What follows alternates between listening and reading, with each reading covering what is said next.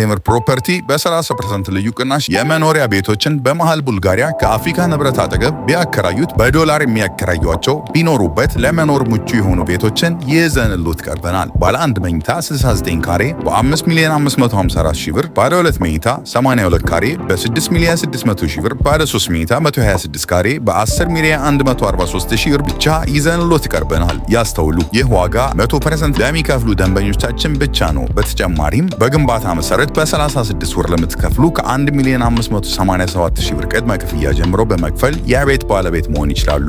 ቀሪው እስካዱ ያለምንም ጭማሪ በኢትዮጵያ ብር መክፈል ይችላሉ። ለበለጠ መረጃ በ0955 27 74 74 ይደውሉ። ቴምር ፕሮፐርቲስ። የብዙዎች ምርጫ የሆነ የመጣውን የቴምር ፕሮፐርቲ ማስታወቂያን ነበር የተከታተላችሁት። ተመልካቾቻችን እንደምን ውላችሁ አምሽታችኋል? በላይ በቀለ ነኝ። በደቡብ ወሎ በአንድ ገዳም የከባድ መሳሪያ ጥቃት መፈጸሙ ሲነገር የኢራን ጦርነት ተባብሶ ቀጥሏል። የቃላት መወራወሩም ተጠናክሮ እየተሰማ ነው። የአሜሪካ መሪ ኢራኖች የነዳጅ መርከብ አላሳልፍ ካሉ መዓት እንደሚወርድባቸው ሲያስጠነቅቁ የኢራን መሪዎች ባዶ ማስፈራሪያ በማለት አጣጥለውታል። ኢራን ለእነ አሜሪካም ሰልለዋል ያለቻቸውን በርካታ ሰዎች መያዟን ስታስታውቅ ቴሄራን በከባድ መሳሪያ ስትናወጥ ውላለች። በርካታም አዳዲስ መረጃዎች ደርሰውናል። አብራችሁን እንድትቆዩ ጋብዛለሁ።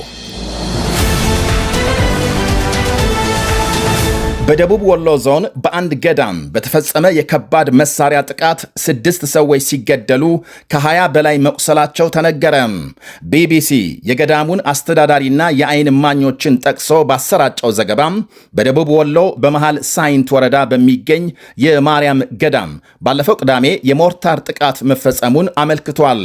በዕለቱ ከቅዳሴ በኋላ በተፈጸመው በዚህ ጥቃት የገዳሙ መነኮሳት፣ ዲያቆናትና የድጓ ተማሪ መገደላቸውን የገዳሙ አስተዳዳሪ ገልጸዋል።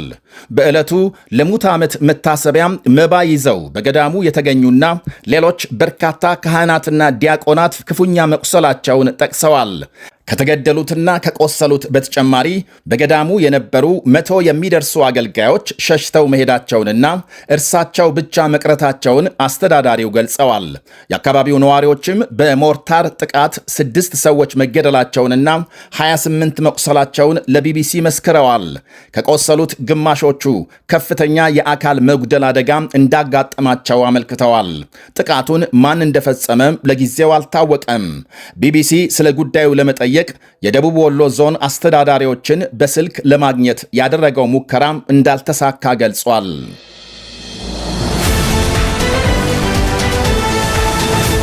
ኢራን በከፍተኛ የአየር ድብደባም ስትናወጥ መዋሏ ሲነገር የቃላት ጦርነቱም ተባብሶ ቀጥሏል። የአልጀዚራም የቴሄራን ዘጋቢ መሐመድ ቮል በተለይ የትላንት ሌሊቱ የአየር ድብደባም ከስከዛሬው የከበደና የእነርሱ ቢሮ መስኮት ሳይቀር ሲነቃነቅ ማደሩን ገልጿል። በተለይ ሊነጋጋ ሲል የነበሩ 2 ሰዓታት ያለማቋረጥ ፍንዳታ ሲሰማ እንደነበር አመልክቷል። ከቢሮ በቀጥታም ከድምፅ በስተቀር ምንም የሚታይ ባለመኖሩ በካሜራ መቅረጽ አለመቻላቸውን አክሏል። የባሕረ ሰላጤው ሀገሮችም ከትላንት ሌሊት ጀምሮ የኢራን ተደጋጋሚ ጥቃቶችን ሲመክቱ አድረው ውለዋል። ሳውዲ አረቢያም 7 የባለስቲክ ሚሳኤልና የድሮን ጥቃት ማክሸፏን ስታስታውቅ የኩዌት መከላከያ ሚኒስቴር 6 ድሮኖች መትቶ መጣሉን አመልክቷል። ትላንት ቀን አንዲት የ29 ዓመት ሴት በድሮን የተገደለችባት ባህሬን በበኩሏ ሌሊቱንና ዛሬ ሕዝብ በተቻለ መጠን መጠለያ እንዲገባ ተደጋጋሚ ማስጠንቀቂያም አስተላልፋለች።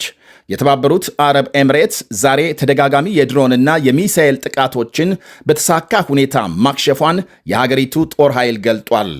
ኤምሬትስ በሰሜን ኢራቅ የሚገኝ ቆንስላ ጽሕፈት ቤቷም በድሮን ተመትቶ ክፉኛ መጎዳቱን ዘገቦች አመልክተዋል። ይህ በእንዲህ እንዳለም ዴንማርክ የቴሄራን ኤምባሲዋን መዝጋቷ ተነግሯል። የዴንማርክ ውጭ ጉዳይ ሚኒስቴር ባወጣው መግለጫም በኢራን ያለው ሁኔታም አሳሳቢ ሆኖ በመገኘቱ ላልተወሰነ ጊዜ በቴሄራን ያለ የሀገሪቱ ኤምባሲ መዘጋቱን አስታውቋል። በርካታም የአውሮፓ ሀገሮች በተመሳሳይ በኢራን ያሉ ኤምባሲዎቻቸውን መዝጋታቸው ይታወቃል። የአሜሪካ ፕሬዝዳንት ዶናልድ ትራምፕ ሌሊቱን የሰጡት ሰፋ ያለ መግለጫም የዓለም መገናኛ ብዙሃንን ቀልብ ስቧል። አሜሪካና እስራኤል ቀድመው ባይመቷት ኖሮ ኢራን መካከለኛውን ምስራቅ ጠቅላ ለመያዝ እየተንቀሳቀሰች ነበር ብለዋል። መካከለኛውን ምስራቅ ይይዙ ነበር እኛ ቀድመን እርምጃ ባንወስድ ኖሮ ብለዋል።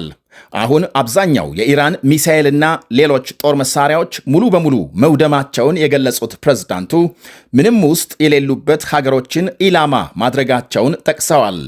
ኢራኖች እስራኤልን ለማጥፋት ሲሞክሩ አሜሪካም በትክክለኛው ጊዜ ደርሳም አስቆመቻቸው ሲሉ የሀገራቸውን ጣልቃ የመግባት ትክክለኛነቱን ለማስረዳት ሞክረዋል።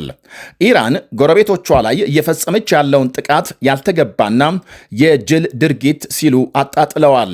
ሀገሮች ገለልተኛ ለመሆን ወይም በጦርነቱ ጣልቃ ላለመግባት ሲጥሩ እንደነበርና የመካከለኛው ምስራቅ ሀገሮች ማለት ነው።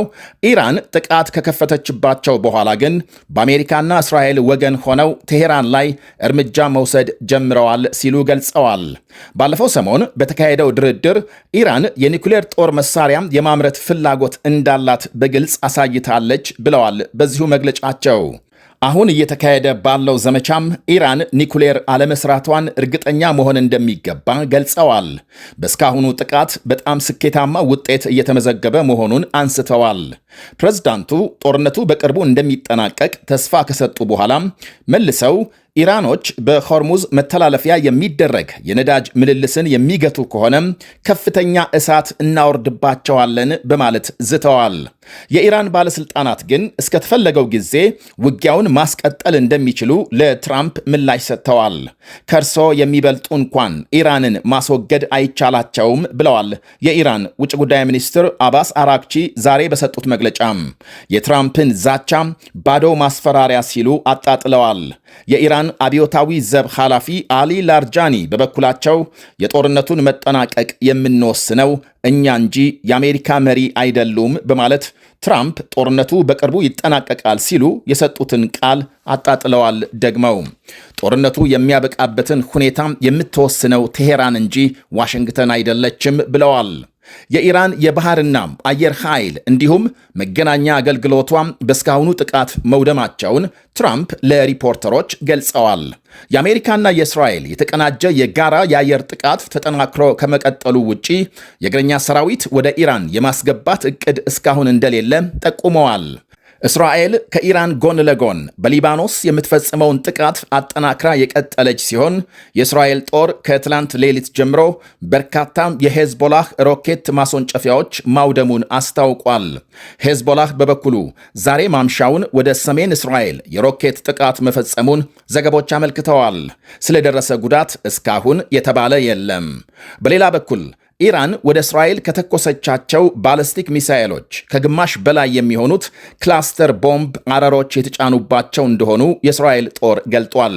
የእያንዳንዱ ሚሳኤል አረር በውስጡ በርካታ ቦምቦች መያዙን እናም አንድ ሚሳኤል ሲወድቅ በውስጡ የያዛቸው ቦምቦች 10 እና 12 ቦታ ተበታትነው እስከ 10 ኪሎ ሜትር በመፈናጠር ይፈነዳሉ፣ ከፍተኛ ጉዳት ያደርሳሉ ብሏል። እንዲህ አይነቶቹን ሚሳኤሎች ለማክሸፍ በጣም አዳጋችና ጥንቃቄ እንደሚያስፈልግ ይገልጻል። የጀርመን ውጭ ጉዳይ ሚኒስትር ዛሬ እስራኤልን ሲጎበኙ መዋላቸው የተነገረ ሲሆን በኢራን ሚሳኤሎች የተጎዱ አካባቢዎችን ተመልክተዋል። ጉብኝቱን ተከትሎ ምሽት 12 ሰዓት ገደማ በሰሜን እስራኤል ሃይፋ ከተማ የሚሳኤል ማስጠንቀቂያ ድምፅ መሰማቱን ዘገቦች አመልክተዋል። ይህ በእንዲህ እንዳለ ኢራን ለአሜሪካና እስራኤል ሰልለዋል ያለቻቸውን 30 ሰዎች ይዛ ማሰሯን የሀገሪቱ የደህንነት ሚኒስቴር ማምሻውን አስታውቋል። በሀገሪቱ ዜና አገልግሎት በኩል የተሰራጨው የሚኒስቴሩ መግለጫም ከተያዙት መካከል ለአረብ ሀገራት ቁልፍ መረጃም ሲያቀብል የነበረ የውጭ ዜጋ እንደሚገኝበት አመልክቷል። 19 የሚሆኑት ደግሞ ለእስራኤል በቀጥታ ሲሰሩ የተያዙ ናቸው ብሏል። የዓለም የጤና ድርጅት በበኩሉ በኢራን በመርዝ የተበከለ የጥቁር ዝናብ ማስጠንቀቂያም ዛሬ አውጥቷል። እስራኤል የኢራን ነዳጅ ጣቢያዎች መምታቷን ተከትሎ አየሩ በመርዛማ ጢስ ተሸፍኖ መቆየቱን ተከትሎ በተለይ የቴሄራን 10 ሚሊዮን ነዋሪዎች አደጋ ላይ መውደቃቸውን ገልጧል። ከቅዳሜ ጀምሮ የቴሄራን ሰማይ በተቃጠለ የነዳጅ ጭስ መሸፈኑ ይነገራል። ዘግይቶ በደረሰ ዜና በሰሜን እስራኤል በሄዝቦላህ የሮኬት ጥቃት በርካታ ሰዎች መቁሰላቸውን የእስራኤል ጦር ገልጧል። ከ10 በላይ ሮኬቶች ከሽፈው 2 በመውደቃቸው ጉዳቱ መድረሱን ጠቅሷል። በምላሹም የእስራኤል ጦር የሊባኖስ 4 ከተማ ነዋሪዎች ለቀው እንዲወጡ ያስጠነቀቀ ሲሆን በዚያ የሚገኙ የሄዝቦላህ ይዞታዎችን ሊደበድብ ተንቀሳቅሷል። በእስካሁኑ የሊባኖስ ዘመቻም 700 ሺህ ገደማ ሕዝብ መፈናቀሉን የሀገሪቱ መንግሥት አስታውቋል። የሊባኖስ ፕሬዝዳንት ጆሴፍ ኡን ሄዝቦላህ ሀገሪቱን ለማክሰም እየሰራ ነው ሲሉ ከሰዋል። ከእስራኤል ጋር ወደ ሰላም ንግግር መመለስ የሚያስችል ባለ 4 ነጥብ ሰነድ ማዘጋጀታቸውን ይፋ አድርገዋል። ከእስራኤል ጋር ሙሉ ተኩስ አቁም ማድረግና ሄዝቦላህን ትጥቅ ለማስፈታት ድጋፍ እንደሚፈልጉ ገልጸዋል። ፕሬዝዳንቱ በጉዳዩ ላይ ከአሜሪካና ከእስራኤል መሪዎች ጋር እንደሚነጋገሩ አክለዋል። ከዓመት በፊት በተደረሰ የሊባኖስ ተኩስ አቁም ስምምነት የሊባኖስ መንግሥት ሄዝቦላህን ትጥቅ ለማስፈታት ያደረገው ሙከራ ሳይሳካ ቀርቷል። አሁን በድጋሜ ሄዝቦላህ መሳሪያ እንዲያስቀምጥ መንግሥት የጀመረውን ጥረት የሶሪያ ፕሬዝዳንት አህመድ አልሻራ ሳይቀሩ ድጋፍ መስጠታቸው ታውቋል።